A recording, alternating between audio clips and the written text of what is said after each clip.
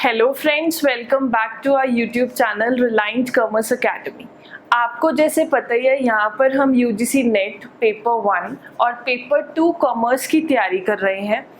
I am Shubhangi और मैं यहाँ पे आपका लॉजिकल रीजनिंग का टॉपिक डिस्कस करूँगी पेपर 1 से। बहुत ही इंपॉर्टेंट यूनिट है हमारा लॉजिकल रीजनिंग। इसके अंदर हम आज जो कवर करेंगे that is types of logical फैलेसीज।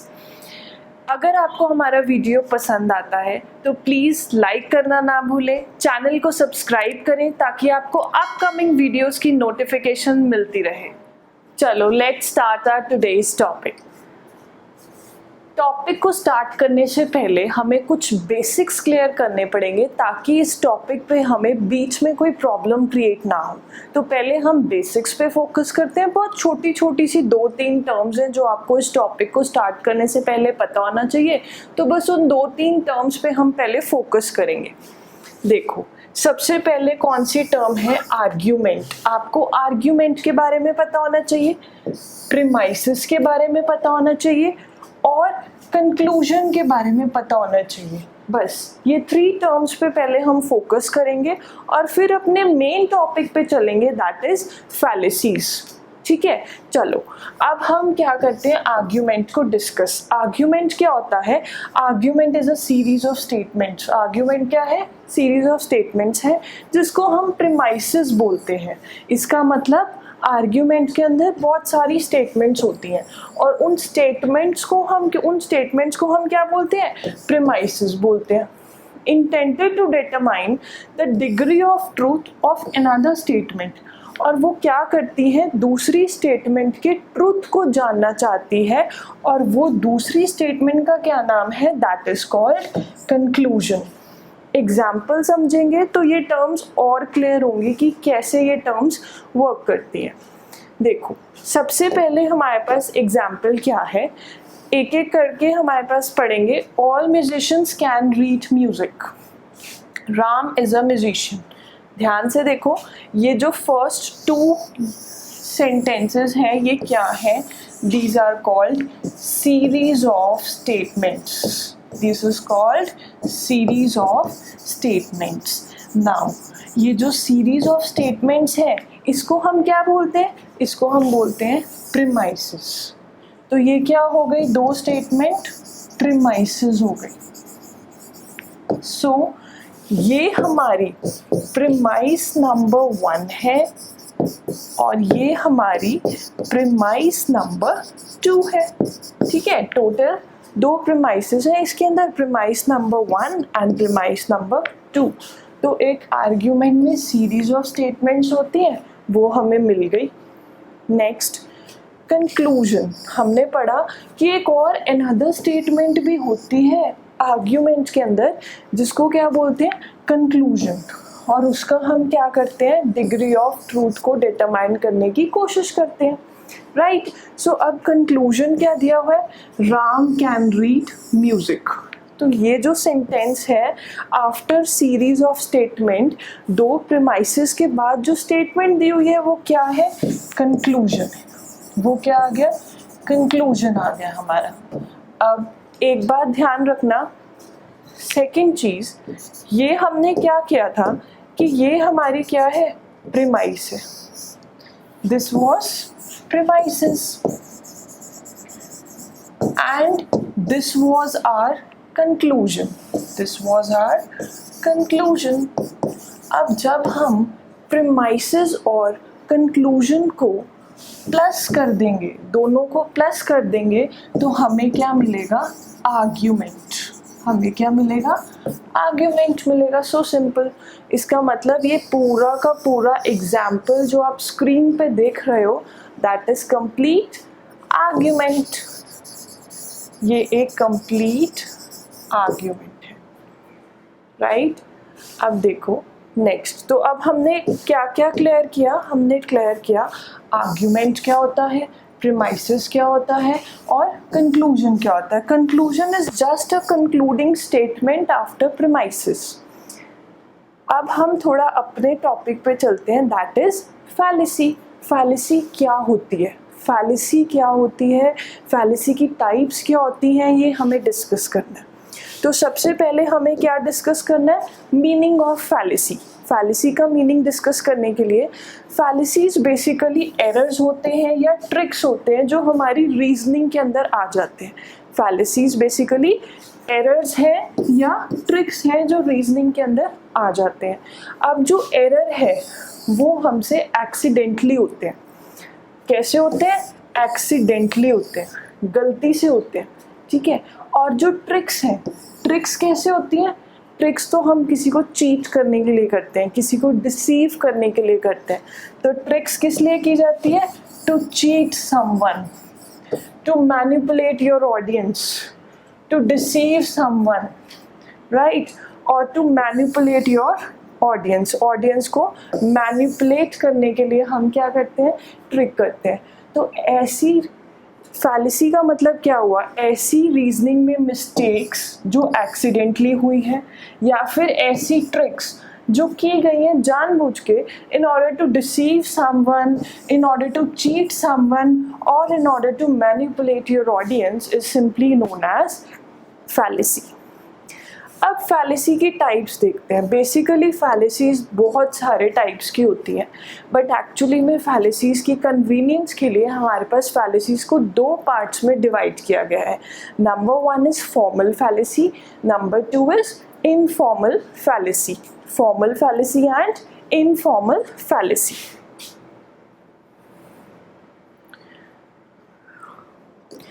अब एक चीज़ याद रखना कि चाहे फैलेसी हमारी फॉर्मल है, चाहे फैलेसी फॉर्मल है, चाहे इनफॉर्मल है, चाहे एक एरर है, चाहे हमने चीट करने के लिए किया है, उससे हमारे आर्ग्यूमेंट की जो साउंडनेस है वो क्या होती है? रिड्यूस होती है। आर्ग्यूमेंट का मीनिंग हमने ऊपर पढ़ा था ना, जो पूरा का पूरा एग्जाम्पल देखा था हमने राम वाला, वो पूरा का पूरा आर्ग्यूमेंट था। Argument consist of premises plus conclusion, ठीक है। तो पूरा का पूरा आर्ग्यूमेंट अब हमें पता चल गया कि क्या है आर्ग्यूमेंट। फैलेसी से आर्ग्यूमेंट की क्या रिड्यूस होती है? साउंडनेस रिड्यूस होती है।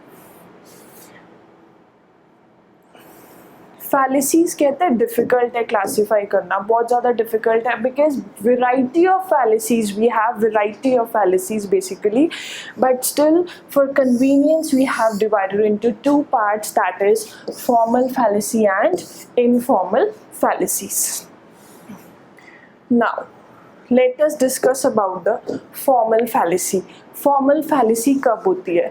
जब हमारा कंक्लूजन और प्रीमाइस आपस में मैच नहीं करता, तो उसको क्या बोलते हैं? फॉर्मल फैलेसी बोलते हैं। कहने का मतलब जब हमारा कंक्लूजन और हमारा प्रीमाइस आपस में मैच नहीं करेगा तो उसको क्या बोलेंगे? फॉर्मल फैलेसी बोलेंगे। अब हमें पता चल गया इजीली कि कंक्लूजन क्या होता है और प्रीमाइस क्या होता है। अभी हमने ऊपर डिस्कस किया था इसको कि कंक्लूजन क्या होता है और प्रीमाइस क्या होता है, तो हमें कोई प्रॉब्लम ही नहीं है इसमें डिस्कस करने के लिए। नेक्स्ट है कैसे हमें पता लगता है कि प्रीमाइसेस और कंक्लूजन फॉलो नहीं करता। देखो, एक इसी को डिडक्टिव आर्ग्यूमेंट एक और नई टर्म है जिसको हमें पहले फोकस करते हैं कि एक्चुअली में डिडक्टिव आर्ग्यूमेंट क्या होता है, ठीक है। डिडक्टिव आर्ग्यूमेंट के अंदर हमारे पास जब जर्नल से स्पेसिफिक की बात की जाए उसको हम क्या बोलते हैं? डिडक्टिव आर्ग्यूमेंट बोलते हैं। एग्जाम्पल के तौर पे समझो, जब हम जर्नल से स्पेसिफिक की बात करते हैं तो उसको क्या बोलते हैं? डिडक्टिव आर्ग्यूमेंट बोलते हैं। एग्जाम्पल से ज़्यादा क्लियर होगा। कैसे? All dogs have legs, all dogs की बात कर रहे हैं, इसका मतलब जर्नल बात हो रही है, सारे डॉग्स की बात हो रही है। टाइनी इज अ डॉग, अब किसकी बात हो रही है? पर्टिकुलरली स्पेसिफिकली टाइनी की बात हो रही है। मतलब अब हमारा जो प्रीमाइस है वो पर्टिकुलरली किस पे बात कर रहा है? टाइनी पे बात कर रहा है, और पहले ऑल डॉग्स के ऊपर बात कर रहा था। इसका मतलब अब हम जर्नल से कहाँ पर आ गए? स्पेसिफिक पे आ गए। तो कंक्लूजन देता है टाइनी हैज़ लेग्स। तो अब देखो, अगर हमें याद हो, this is our premise number 1। ये क्या है? प्रीमाइस नंबर 1, ये क्या है प्रीमाइस नंबर 2, और ये हमारा क्या है कंक्लूजन। ठीक है, और पूरा का पूरा क्या है हमारा entire example is our argument. यही हमने ऊपर पढ़ा था और ये हमारा दोबारा से रिवाइज हो गया कि पूरा का पूरा क्या है हमारा आर्ग्यूमेंट है। सेकेंड चीज़ इसमें देखो, अब हमें जब जर्नल से स्पेसिफिक पे जा रहे हैं, ऑल डॉग्स से पर्टिकुलरली टाइनी की बात कर रहे हैं, तो इसका मतलब ये कौन सा आर्ग्यूमेंट हुआ, ये डिडक्टिव आर्ग्यूमेंट हुआ। ये कौन सा हुआ, ये तो हमें पता है कि इट्स एन आर्ग्यूमेंट, बट कौन सा argument, it is an deductive, it is a deductive argument. चलो अब इसके अंदर कुछ टाइप्स हैं। Appeal to probability, appeal to probability, अगर हम इसको जितनी फैलिसीज़ को एग्जाम्पल से समझेंगे हमें उतना ज़्यादा क्लियर होगा, तो हम एग्जाम्पल्स पे फोकस करेंगे, डेफिनेशन हमें अपने आप से समझ आ जाएगी।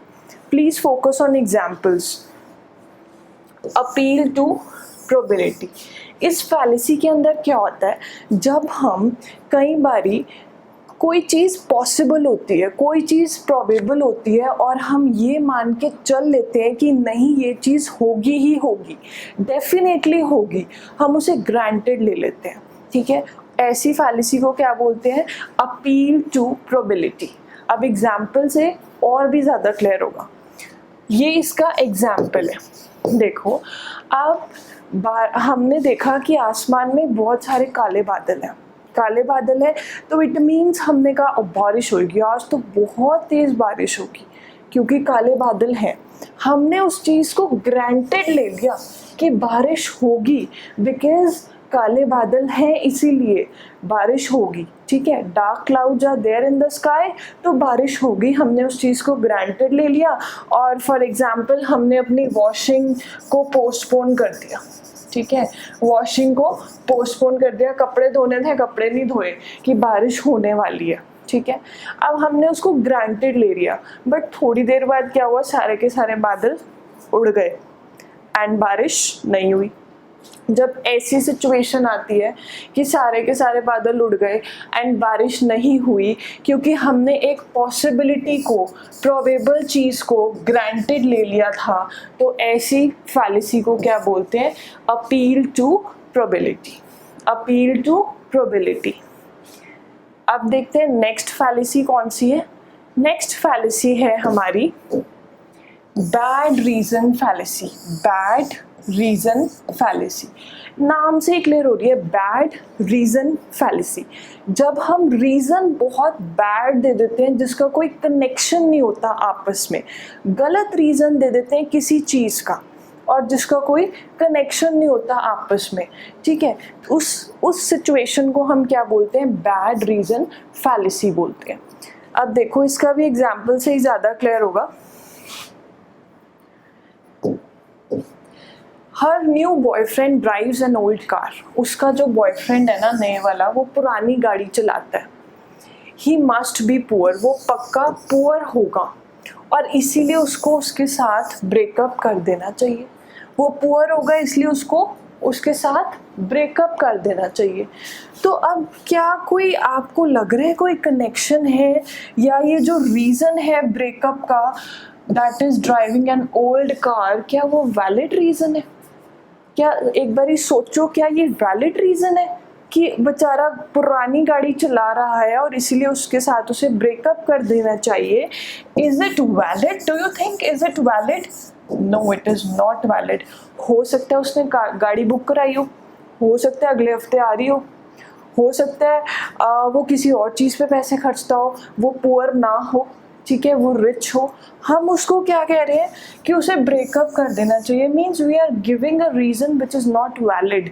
तो उस सिचुएशन में वो फैलिसी कौन सी होती है, bad reason fallacy. Next fallacy देखते हैं, मास्क्ड मैन फैलिसी।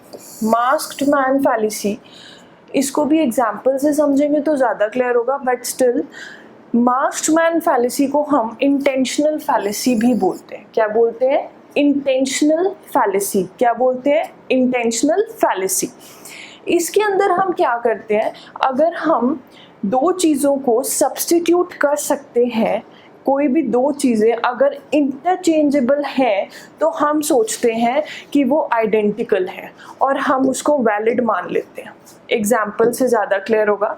एग्जाम्पल क्या है, टोनी का जो प्राइवेट इन्वेस्टिगेटर है उसने रिपोर्ट किया, देखो टोनी का, ध्यान से सुनना एग्जाम्पल, टोनी का जो प्राइवेट इन्वेस्टिगेटर है, ठीक है, एग्जाम्पल ले लो, टोनी का प्राइवेट इन्वेस्टिगेटर है राम, ठीक है, उसने रिपोर्ट किया कि एक मैन जिसकी बियर्ड है वो टोनी की वाइफ के साथ, किसके साथ, टोनी की वाइफ के साथ डिनर कर रहा था, टोनी की वाइफ के साथ डिनर कर रहा था। और जो टोनी का बेस्ट फ्रेंड है जिसका नाम है रॉनी, उसकी भी वैसी वैसी बियर्ड है, जिस मैन के साथ उसकी वाइफ डिनर कर रही थी उसकी भी वैसी वैसी बियर्ड है। तो इसीलिए हमने कंक्लूजन निकाल लिया देयरफॉर कि रॉनी का अफेयर टोनी की वाइफ के साथ है, क्योंकि उस मैन की बियर्ड रॉनी से मिलती है। तो आप बताओ, क्या ऐसा ज़रूरी है, क्या ऐसा कंपल्सरी है कि रॉनी की बियर्ड और उस मैन की बियर्ड मिलती है? तो इसीलिए क्या ये कंक्लूजन निकालना सही है कि टोनी की वाइफ का अफेयर रॉनी के साथ ही होगा? ऐसा तो ज़रूरी नहीं है। तो ऐसी फैलेसी को हम क्या बोलते हैं, मास्क्ड मैन फैलेसी। क्या बोलते हैं, मास्क्ड मैन फैलेसी। और इसका दूसरा नाम क्या है, इंटेंशनल फैलेसी। ठीक है, अब एक बार फटाफट से रिवाइज करते हैं जो हमने किया, ताकि टॉपिक यहीं पे बिल्कुल पक्का हो जाए, हमें बाद में रिवीजन की भी ज़रूरत ना पड़े। चलो, हमने सबसे पहले क्या किया, आर्ग्यूमेंट का मीनिंग, प्रीमाइसेस का मीनिंग, कंक्लूजन का मीनिंग। आर्ग्यूमेंट में क्या होता है, सीरीज ऑफ स्टेटमेंट्स होती हैं, उन स्टेटमेंट्स को क्या बोलते हैं, प्रीमाइसेस बोलते हैं। और आर्ग्यूमेंट में एक अनदर स्टेटमेंट होती है जिसको हम क्या बोलते हैं, कंक्लूजन, और जिसका डिग्री ऑफ ट्रूथ जानने के लिए हम आर्ग्यूमेंट में काम करते हैं। अब इसका एग्जाम्पल देखते हैं। एग्जाम्पल में हमें क्या था कि ये जो फर्स्ट टू है दीज वर प्रीमाइसेस, क्योंकि ये सीरीज ऑफ स्टेटमेंट थी, और लास्ट में हमें क्या दिया हुआ था, कंक्लूजन। और ये पूरा का पूरा क्या है, हमारा आर्ग्यूमेंट है, कंप्लीट आर्ग्यूमेंट है। ठीक है, अब नेक्स्ट हमने फैलेसीज का मीनिंग किया। फैलेसीज क्या है, जब हमें हमारी रीजनिंग के अंदर मिस्टेक हो जाती है या कोई ट्रिक हम करते हैं किसी को मैनिपुलेट करने के लिए, किसी को चीट करने के लिए, उसको हम क्या बोलते हैं, फैलेसी बोलते हैं। ठीक है, फैलेसीज की कितनी टाइप्स है, बताओ बताओ, फॉर्मल और इनफॉर्मल फैलेसीज। ठीक है, बिल्कुल इजी टॉपिक है, यहाँ तक हमें रिवाइज हो गया। फैलेसीज से क्या होता है, साउंडनेस कम होती है। किसकी साउंडनेस, आर्ग्यूमेंट की। ठीक है, इसके बाद हमने पढ़ा कि फैलेसीज वैसे तो डिफ़िकल्ट टू क्लासीफाई हैं, बट कितनी तरह की है, 2 टाइप्स की। कौन कौन सी, फॉर्मल फैलेसी और इनफॉर्मल फैलेसी। ठीक है, फॉर्मल फैलेसी कौन सी थी, फॉर्मल फैलेसी ऐसी फैलेसी थी जब प्रीमाइस और कंक्लूजन आपस में मैच नहीं करते थे, वो कौन सी थी, फॉर्मल फैलेसी थी। नेक्स्ट, डिडक्टिव आर्ग्यूमेंट क्या होता है, डिडक्टिव आर्ग्यूमेंट के अंदर जब हम जर्नल से स्पेसिफिक की बात करते हैं उसको क्या बोलते हैं, आर्ग्यूमेंट। आर्ग्यूमेंट तो ये है ही है जिसके अंदर, एग्जाम्पल देखो, आर्ग्यूमेंट तो ये है ही है, रीज़न, इसके अंदर हमारे पास 2 प्रीमाइसेस हैं और एक कंक्लूजन है, तो ये पूरा का पूरा आर्ग्यूमेंट तो है ही है। लेकिन कौन सा वाला आर्ग्यूमेंट है ये, वो कैसे पता चलेगा, वो तब पता चलेगा जब हम देखेंगे कि हम यहाँ पर जर्नल से स्पेसिफिक की बात कर रहे हैं, तो उस आर्ग्यूमेंट को हम बोलते हैं डिडक्टिव आर्ग्यूमेंट। सिंपल। नेक्स्ट है हमारे पास फैलेसी की टाइप्स। अपील टू प्रोबेबिलिटी में जब हम पॉसिबल चीज़ को ग्रांटेड ले लेते हैं और सोचते हैं कि ऐसा होगा ही होगा। हमने इसमें कौन सा एग्जाम्पल किया था, बारिश वाला एग्जाम्पल किया था। काले बादल देख के हमने सोचा कि बारिश होगी, but it is not compulsory. इसके बाद बैड रीज़न में हमने बहुत बढ़िया सा एग्जाम्पल किया था, जिसमें क्या था कि उसके बॉयफ्रेंड के साथ उसे ब्रेकअप कर देना चाहिए बिकॉज वो बहुत पुरानी गाड़ी चलाता है, and this was a quite bad reason. ये तो बिल्कुल गंदा रीज़न है, कोई लॉजिक ही नहीं बना, कोई कनेक्शन ही नहीं बना आपस में। इसके बाद लास्ट फैलेसी की थी हमने masked man fallacy. Masked man fallacy के अंदर क्या था, इसका दूसरा नाम क्या था, इंटेंशनल फैलेसी। इसके अंदर हम क्या करते हैं, अगर हम दो चीज़ों को इंटरचेंज कर सकते हैं क्यों, और हमें लगता है कि वो सब्स्टिट्यूट हो सकती हैं, हम सोचते हैं कि वो आइडेंटिकल ही है, सेम ही है, बट एक्चुअली ऐसा ज़रूरी नहीं होता। इसमें हमने एग्जाम्पल कौन सा किया था, इसमें हमने एग्जाम्पल किया था टोनी का, जो प्राइवेट इन्वेस्टिगेटर है, उसने टोनी को बताया कि आपकी वाइफ जो है एक बेड वाले मैन के साथ डिनर कर रही थी, और उसी पैटर्न की जो बेड है वो उसकी बेस्ट फ्रेंड की भी है, जिसका नाम क्या है, रॉनी।